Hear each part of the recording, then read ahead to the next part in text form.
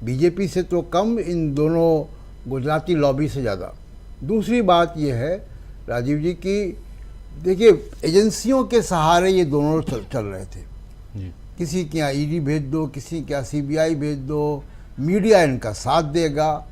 अब आप देखिए, और क्यों हो रहा था ये, केवल नरेंद्र मोदी की सरकार इस वजह से नहीं हो रहा था, सरकारें तो पहले भी रही बहुत सी। सरकार तो मनमोहन सिंह की भी रही, वाजपेयी जी की भी रही, और लोगों की भी रही सरकारें। इस बार विपक्ष बहुत कमजोर था। इस बीच राहुल गांधी आ गए हैं। देखिए स्टेज पे, मंच पे राहुल गांधी बैठ गए हैं, उनके बगल में जयराम रमेश बैठे हुए हैं। राहुल गांधी बैठ गए यहाँ। अब केसी वेणुगोपाल भी दिख रहे हैं। राहुल गांधी के बगल में बैठते हुए केसी वेणुगोपाल दिखाई दे रहे हैं। और जीत कर आए हैं। जी, जीत कर आए हैं, बिल्कुल जीत कर आए हैं। पहली दफा चुनाव लड़े हैं केसी वेणुगोपाल, संसदीय चुनाव, और उसमें जी पार्लियामेंटेरियन बन गया अब ये केसी वेणुगोपाल। और अब सीधा हम ले चलेंगे आपको वहां जो बातें हो रही हैं, राहुल गांधी क्या कहते हैं ये सुनते हैं, फिर हम अपनी चर्चा जारी रखेंगे। लेकिन दोस्तों बने रहिए, पहले राहुल गांधी को सुनते हैं।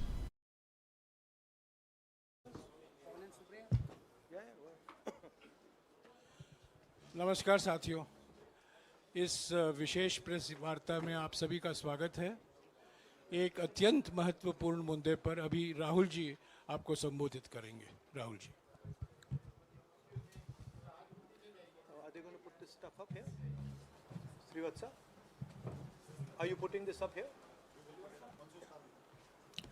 नमस्कार, कैसे हैं आप? थोड़े शेल शॉक्ड लग रहे हो। ये कांग्रेस पार्टी ने क्या कर दिया, कैसे कर दिया? हाँ, अच्छा इसी के कारण है ये। अच्छा, ज्यादा लोग आ गए। ओके। नहीं देखिए, आज हम बड़ी इंपॉर्टेंट चीज के बारे में आपको कहना चाहते हैं। पहली बार हमने नोट किया कि चुनाव के समय प्रधानमंत्री ने, होम मिनिस्टर ने और फाइनेंस मिनिस्टर ने स्टॉक मार्केट पर टिप्पणी दी।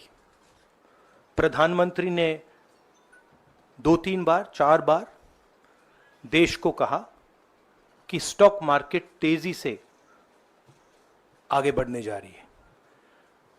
होम मिनिस्टर ने सीधा कहा कि 4 जून को स्टॉक मार्केट आसमान में जाएगी, लोगों को खरीदना चाहिए।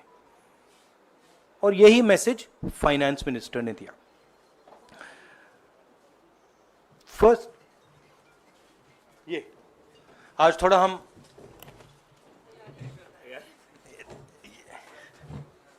तो ये क्रोनोलॉजी है। अमित शाह कहते हैं बाय शेयर्स बिफोर 4 जून। 19 में नरेंद्र मोदी जी कहते हैं stock market will break records on June 4। फिर 28 मई को रिपीट करते हैं। 1 जून मीडिया झूठे एग्जिट पोल रिलीज करती है। बीजेपी का ऑफिशियल जो इंटरनल सर्वे था वो उनको 220 सीट दे रहा था। तो ये इंफॉर्मेशन बीजेपी के लीडर्स के पास था। इंटेलिजेंस एजेंसीज ने 200 और 220 के बीच में सरकार को बताया था कि उनकी सीट्स आ रही हैं। 3 जून को स्टॉक मार्केट सारे रिकॉर्ड तोड़ देता है और 4 जून को खटाक से स्टॉक मार्केट अंडरग्राउंड चला जाता है। अगला स्लाइड दिखाइए जरा। ये देखिए, 31 मई massive stock activity, more than double what was there on 30th, more than double what was there on 29, 28. ये अनोमली देखिए। ये कौन लोग हैं? ये वो लोग हैं जो जानते हैं कि कोई ना कोई घपला हो रहा है। हजारों करोड़ रुपए यहां पे इन्वेस्ट हुए हैं, फॉरेन इन्वेस्टर्स ने इन्वेस्ट किए हैं, और उसके बाद 30 लाख करोड़ रुपए का लॉस होता है। किसका लॉस होता है? रिटेल इन्वेस्टर्स का लॉस होता है। तो ये जो आप देख रहे हैं, हिंदुस्तान की स्टॉक मार्केट की हिस्ट्री का सबसे बड़ा स्कैम है, और इसके बारे में हम कुछ सवाल पूछना चाहते हैं। पहला सवाल, why did PM and HM give specific investment advice to the 5 crore families investing in the stock market? Is it their job to give investment advice? Second, why both interviews were given to the same media house owned by the same business group, which is also under SEBI investigation for manipulating stock market? Third, what is the connection between the BJP, the fake exit pollsters, and the dubious foreign investors who invested one day before the exit polls were announced and made a huge profit at the cost of 5 crore families? We demand a JPC into this. We are absolutely convinced that this is a scam. Somebody has made thousands of crores of rupees at the cost of Indian retail investors, and the Prime Minister and the Home Minister have given an indication to buy. And this is a criminal act. So we demand today a joint parliamentary committee to investigate this. मैं हिंदी में बोल देता हूं। प्रधानमंत्री ने देश की जनता को इन्वेस्टमेंट एडवाइस क्यों दी, और 5 करोड़ परिवारों को जो इन्वेस्ट करते हैं उनको प्रधानमंत्री ने, होम मिनिस्टर ने स्टॉक खरीदने का आदेश क्यों दिया? दूसरा, दोनों इंटरव्यूज जो किए गए थे वो अदानी जी के जो चैनल्स हैं उनको दिए गए थे, उन पर सेबी का इन्वेस्टिगेशन हो रहा है, तो उन चैनल्स का क्या रोल है? और बीजेपी के बीच में जो फेक एग्जिट पोलस्टर्स हैं और ये जो फॉरेन इन्वेस्टर्स हैं, इनके बीच में क्या कोई रिश्ता है, और अगर रिश्ता है तो क्या है? हम जेपीसी चाहते हैं, हम इन्वेस्टिगेशन चाहते हैं, और देश इसकी सच्चाई जानना चाहता है। धन्यवाद। शुक्रिया राहुल जी। साथियों, अभी अभी राहुल जी ने आपको स्पष्ट तरीके से क्रोनोलॉजी समझ लिया है। बार बार गृह मंत्री कहते थे अब क्रोनोलॉजी समझिए। आज राहुल जी ने देश को क्रोनोलॉजी समझाया है। इसके ऊपर अगर आपके सवाल हैं तो एक एक करके आप पूछेगा, एक एक करके पूछेगा। I haven't said the chronology in English, so I'll say the chronology in English. 13th May 2024, the Home Minister says, buy shares before 4th of June. This is a clear indication to retail investors and others to buy stock. 19th May, for the first time, and then repeatedly until the 28th May, the Prime Minister says that the stock market is going to break records on 4th June.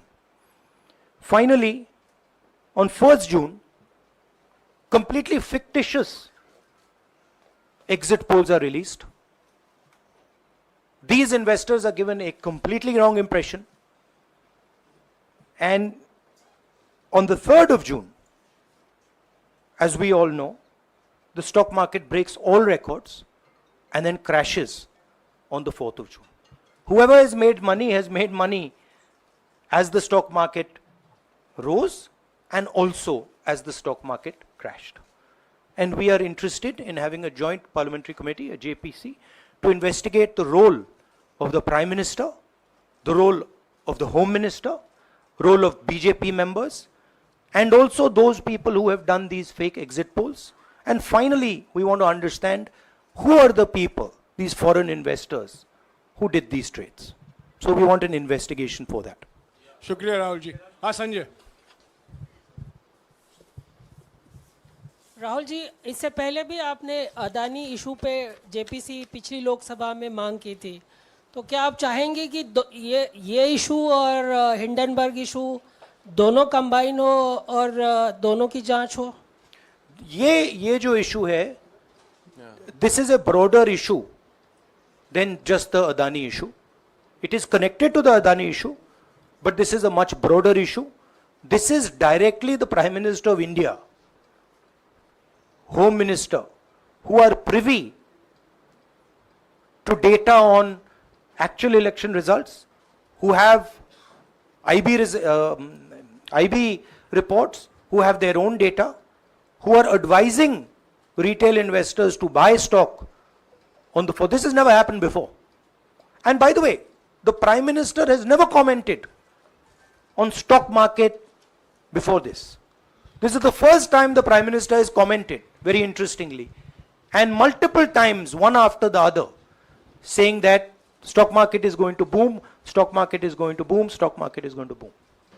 And at the same time, he has information that the exit polls are wrong. He has information that he knows what is going to happen because he has IB data and he also has his own party data. हाँ जी रवि। राहुल जी, मेरा सवाल यही है कि जी news ने भी ये सारी चीज़ बताई है जनता को कि कई चैनलों ने मिलकर ये सब चीज़ किया है, जिस तरह से एग्जिट पोल करके लोगों को गुमराह किया है, जिस तरह से शेयर बाजार में सारा कुछ हुआ है। जी न्यूज़ ने भी इस मामले को उठाया है और बताया है, और आपके कहने का सीधा अर्थ है कि अडानी को इसका फायदा उठाने के लिए किया गया है? नहीं, मेरा कहने का ये अर्थ है कि उसमें अदानी इन्वॉल्व हो सकता है, मगर ये अदानी से बहुत बड़ी चीज है। इसमें बीजेपी के सबसे बड़े नेताओं ने कहा है, रिटेल इन्वेस्टर्स को मैसेज दिया है कि आपको स्टॉक खरीदना चाहिए। उनके पास इंफॉर्मेशन थी कि एग्जिट पोल्स गलत हैं, उनके पास इंफॉर्मेशन थी कि बीजेपी को फुल मेजॉरिटी नहीं मिलने वाली है, और वो जानते थे 3 जून को और 4 जून को क्या होने वाला है। कितने का? 30 लाख, कितना 30 लाख करोड़ का नुकसान हुआ है? कितने का? 30 लाख करोड़ रुपए का नुकसान हुआ है और हजारों लाखों करोड़ रुपए का चुने हुए लोगों को फायदा हुआ है। और हम इंक्वायरी चाहते हैं प्रधानमंत्री पर, होम मिनिस्टर पर, जिन्होंने एग्जिट पोल किया उन पर, और ये जो फॉरेन इन्वेस्टर्स हैं उन पर। हाँ शमिन।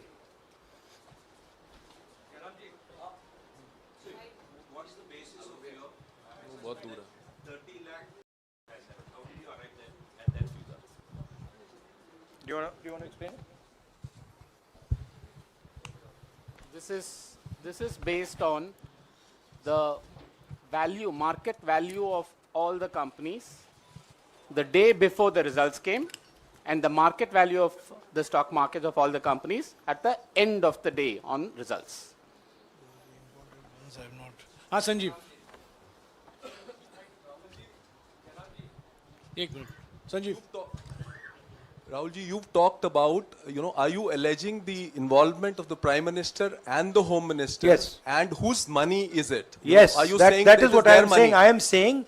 I am saying that people very high up in the BJP have carried out this scam. I am saying they had partners who carried out these exit polls. We would like to know if these exit polls were actually carried out, if people were actually sent out, and we'd also like to know the methodology of these polls. We'd like to understand who these investors are. We have some sense of who these investors are. So we are not just speaking out of the air. We are confident that if an investigation is done, interesting things will be revealed. And we think the Prime Minister and Home Minister are directly involved in this. हाँ Siddharth. Companies की भी आपको लगता है जांच होनी चाहिए जिनके शेयर बहुत अप गए, जिनके सबसे ज्यादा शेयर खरीदे गए और जिनके शेयर उसके बाद में बीच में बेचे भी गए, तो उन कंपनीज का भी को भी इस दायरे में आना चाहिए, आपको लगता है? हमारा कहना है कि यहाँ पे बड़ा क्लियर है कि स्कैम हुआ है।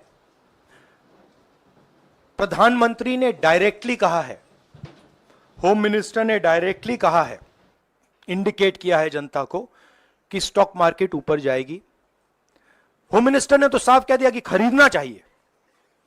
और जब प्राइम मिनिस्टर और होम मिनिस्टर और फाइनेंस मिनिस्टर ऐसी बात करते हैं तो उसका रिएक्शन आता है, लोग उसको बिलीव करते हैं।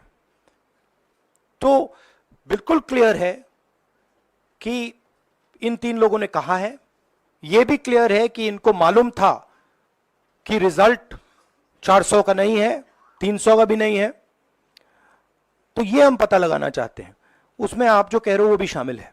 राहुल जी, ब्रह्म प्रकाश दुबे, इंडिया डेली लाइव से। मेरा सवाल यह है कि जो आपने बताया है इतना बड़ा स्कैम है, पहले भी आपने कई मामले उठाए हैं, जेपीसी की मांग पहले नहीं मांगी गई है, तो क्या आपने कहा ये आपराधिक मामला है, क्या कोर्ट में जाएंगे या पुलिस में शिकायत दर्ज करेंगे, क्योंकि आप कह रहे हैं बहुत बड़ा घोटाला है ये? नहीं भैया, मैंने अभी आपको शिकायत दर्ज करेंगे क्योंकि आप कह रहे हैं बहुत बड़ा घोटाला है ये? नहीं भैया, मैंने अभी आपको बोला हम जेपीसी डिमांड कर रहे हैं, इन्वेस्टिगेशन डिमांड। अगर नहीं मांगते तो पुलिस में, कोर्ट में जाएंगे? जो भी करना है करेंगे, बट हम आपको ये इंफॉर्मेशन दे रहे हैं कि ये जो हुआ है ये नॉर्मल चीज नहीं है। इसमें प्रधानमंत्री ने इंडिकेशन दिया है, होम मिनिस्टर ने इंडिकेशन दिया है, फाइनेंस मिनिस्टर ने इंडिकेशन दिया है, अदानी जी के चैनल्स के थ्रू इंटरव्यूज किए हैं, और फाइनली लोगों ने इन्वेस्ट किया है, लोगों ने फाइनेंशियल एक्शन लिया है, कंपनीज ने शेयर खरीदे हैं। इसी विषय पर, एक मिनट, इसी विषय पर, इस स्टॉक मार्केट घोटाले पर ही हम सवाल ले रहे हैं। मौसमी, इसी विषय पर कीजिएगा बस। एक मिनट, आ रहा हूं यार, एक मिनट। राहुल जी, एक करके आ रहा हूं यार। राहुल जी, हम लोग ने पहले भी देखा है कि आप लोग ने कई बारी जब सेशन होता है तो सत्ता पक्ष और विपक्ष आमने सामने होता है, जेपीसी की मांग होती है और सेशन पे सेशन वॉश आउट हो जाते हैं और जनता का पैसा वेस्ट होता है।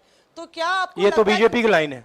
तो क्या नहीं, मतलब जनता का पैसा के सेशन वाटर, आप ऐसी टी शर्ट ले लो ना एक, मैं आपको दे दूंगा, उनका वो सिंबल दे दूंगा आपको, ये उनकी लाइन है। सवाल आपको पसंद नहीं आए वो अलग बात है, पर आपको किसी नहीं, की सवाल मुझे बहुत पसंद आ रहा है। इस तरह से उंगली उठाने की जरूरत नहीं है। आप चेक बहुत अच्छा लग रहा है, बोलिए। बीजेपी का बैच पहनने की आप जरूरत सवाल नहीं। पूछे ना, सवाल नहीं, आपको भी जयराम साहब ये बोलना चाहिए, नहीं, सवाल गलत पूछे। बात है। सवाल पूछे। मेरा बस ये सवाल था कि जेपीसी की मांग पे कई बारी कामकाज ठप हो जाता है, तो क्या आपको लगता है कोई और भी राह आप लोग सड़क की राह इख्तियार कर सकते हैं, क्योंकि ये आम आदमी का पैसा है? हम जनता को एक रियलिटी बता रहे हैं कि यहाँ पे क्लियरली एक स्कैम हुआ है। यहाँ पे प्राइम मिनिस्टर ने इंडिकेट किया है, यहाँ पे होम मिनिस्टर ने इंडिकेट किया है, यहाँ पे फाइनेंस मिनिस्टर ने इंडिकेट किया है। नॉर्मली बीजेपी की ये पोजीशन होती है कि जब भी हम कोई मुद्दा उठाते हैं तो हम पार्लियामेंट का टाइम वेस्ट कर रहे हैं। वही पोजीशन आपने अपनाई है, इसलिए मैंने आपसे कहा कि देखिए आप बीजेपी की पोजीशन ले रही हैं। रियलिटी ये है कि हम जेपीसी करवाएंगे। अब ऑपोजिशन में बहुत ज्यादा ताकत है, बहुत ज्यादा स्ट्रेंथ है, और पूरा जो पार्लियामेंट की सिचुएशन है वो बदल गई है। हाँ जयनेंद्र, राहुल जी, जेपीसी की मांग जो आपने की है वो तो पार्लियामेंट सेशन में होगी, लेकिन ये जो आम निवेशक हैं देश भर के जिनका 30 लाख करोड़ डूबा है, उनमें कर्नाटक के, तेलंगाना के, हिमाचल के भी लोग होंगे। तीनों राज्यों में आपकी सरकार है, क्या राज्य की जो जांच एजेंसी है उसके जरिए आप जो उन राज्यों के निवेशकों का कम से कम पैसा डूबा है, ये जो आप पूरे नेक्सस की बात आप कर रहे हैं, गुमराह करने की बात कर रहे हैं, क्या वहां से कोई कार्रवाई की हम उम्मीद कर सकते हैं? सोचा जा सकता है, बट ऐसी चीज के लिए शायद जेपीसी सही औजार होगा। हाँ Ranjit, last question. Ranjit, okay, Mohit is asked, Ranjit यार आप पूछते रहे। मोहित चलो। आपको ऐसे सर मैं इज अपसेट सर मैं मोहित, आपने चमत्कार किया, पूछ लीजिए। सर मैं मोहित हूँ, न्यूज नेशन से। नहीं जानता हूँ। सर लगातार पिछले घोटालों में भी आपने जेपीसी की बात की थी, आपने हर जांच की बात की, और ये एक बड़ा घोटाला सामने आया, इसमें भी आप जेपीसी की मांग कर रहे हैं। कितनी उम्मीद है कि लोग जेपीसी की ये लागू करेंगे? आपको क्या लगता है कि ये जेपीसी लागू करने वाले, अगर नहीं करेंगे फिर क्या करेंगे आप लोग?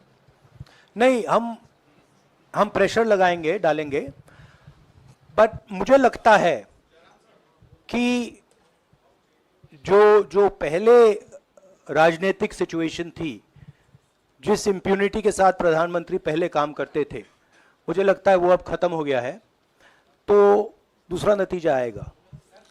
राहुल जी, ये आखिरी है क्या और दो लेंगे? ये आखिरी है, आखिरी। ये आखिरी हो गया, इन्होंने कह दिया आखिरी। ओके, रंजीता।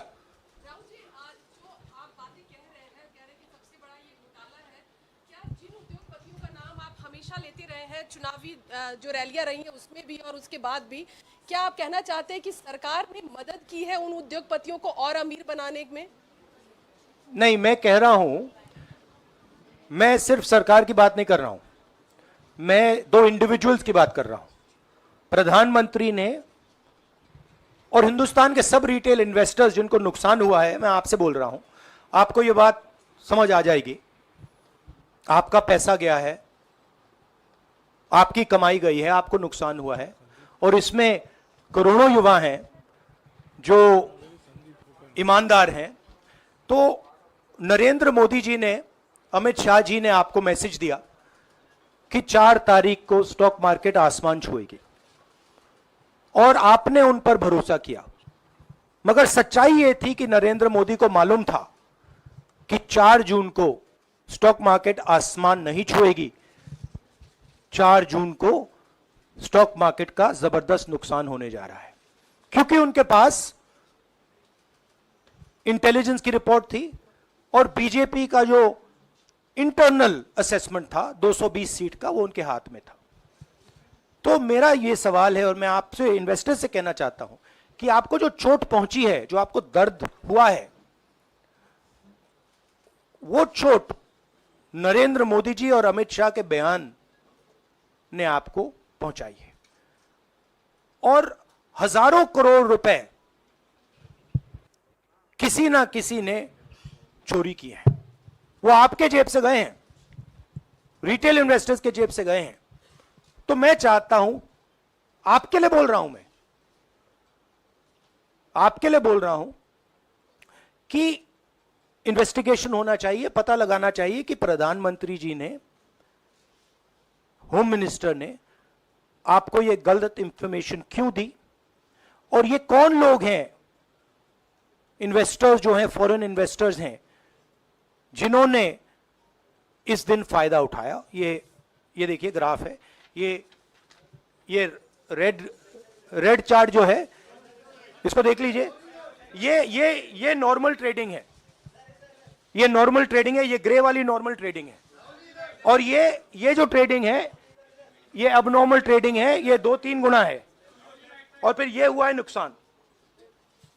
तो ये नरेंद्र मोदी जी और अमित शाह से मैं पूछ रहा हूं कि आप में इसमें आपका क्या रोल था, और रिटेल इन्वेस्टर्स के लिए पूछ रहा हूं, आपकी मदद करने के लिए पूछ रहा हूं, और इन्वेस्टिगेशन होगा तो आपके लिए होगा। धन्यवाद, शुक्रिया, थैंक यू।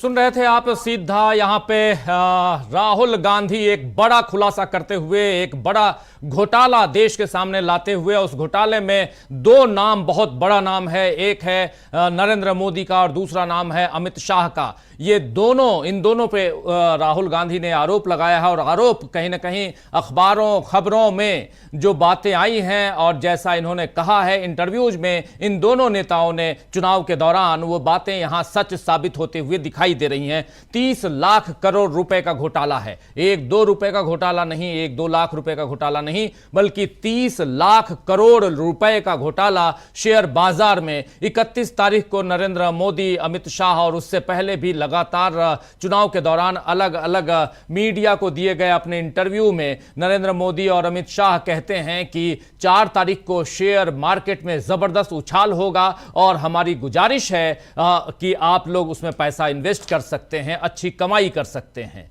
इसके बाद 31 तारीख को ये शेयर बाजार जो है वो बहुत ऊपर उफान की तरह चढ़ता है। 1 तारीख को फिर चुनाव खत्म होते हैं और शाम को 5 बजे एग्जिट पोल आना शुरू होते हैं, और उसके बाद जैसे ही एग्जिट पोल आना शुरू होते हैं दूसरे दिन 2 तारीख को मार्केट बल्ले बल्ले होता है, बूम बूम करता है मार्केट, और उस दिन भी खूब खरीदी होती है। जब हरे निशान पर मार्केट हो तो आप समझ लीजिए कि खरीदी चल रही है। डिमांड एंड सप्लाई आप सब जानते होंगे इकोनॉमिक्स में, तो यहां डिमांड है तो रेट बढ़ेगा, और डिमांड इतनी ज्यादा थी कि 2500 पॉइंट तक सेंसेक्स चला गया था। और इसके बाद क्या होता है, 3 तारीख को भी वो डिमांड रहती है, लेकिन 4 तारीख को जो उम्मीद लगा करके ये इन्वेस्टर्स ने पैसे लगाए, उस उम्मीद से इतर पैसे जो हैं वो स्वाहा होते हैं।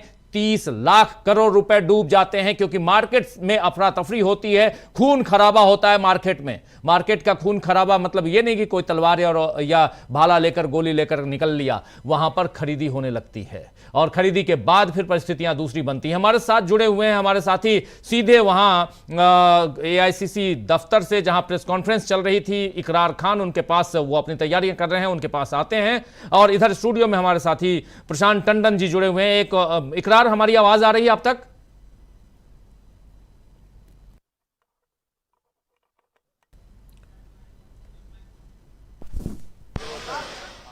इकरार, हमारी आवाज आ रही है? जी बिल्कुल सर, तक हम आते हैं, लेकिन इधर जल्दी से एक कमेंट। प्रशांत टंडन जी अभी सुन रहे थे आप, कितना बड़ा घोटाला, कितना बड़ा ये आप कह सकते हैं स्कैम, जो जिसके तरफ न सिर्फ इशारा कर रहे हैं राहुल गांधी, बल्कि JPC की मांग भी कर रहे हैं। देखिए राजीव जी, पहली बात कि जब ये हुआ था जी सर, तभी अगर मतलब 76,000 पॉइंट तक BSE चला गया था एग्जिट पोल के बाद जी, यानी 3.39% की उछाल थी, और जब रिजल्ट आए और वो गिरा तो 5.9% गिरा। इतना लंबा, इस क्रैश में 30 लाख करोड़ का वारा न्यारा हो गया, जो नरेंद्र मोदी और अमित शाह के, अगर राहुल गांधी ने रेफरेंसेस दिए, और मैंने भी वो इंटरव्यूज सुने हैं मीडिया में, जिसमें ऐसी सलाहें दी जा रही थी इन दोनों की तरफ से। जी, किन लोगों ने वो सलाह मानी होंगी राजीव जी? अधिकांश सलाहें बीजेपी के समर्थकों ने मांगी होंगी, जिनका पैसा डूब गया। जी, राहुल गांधी ने बहुत सीधा आरोप लगाया है प्रधानमंत्री और गृह मंत्री, निवर्तमान गृह मंत्री और निवर्तमान प्रधानमंत्री पर, कि ये घोटाला हुआ है, 30 लाख करोड़ का घोटाला हुआ है। पहली बात। दूसरी बात कि JPC की मांग की है। चौथी बात ये कि सेबी को इसमें अपने आप ही जांच बैठानी चाहिए थी, जिसका अभी तक कोई इंडिकेशन नहीं है। एक मेंबर ऑफ पार्लियामेंट है, पत्रकार थे, साकेत गोखले, तृणमूल कांग्रेस के, उन्होंने सेबी को डिटेल चिट्ठी लिखी है। और राहुल गांधी जिस तरह इशारा करे राजीव जी, क्योंकि ये ज़रूरी इसलिए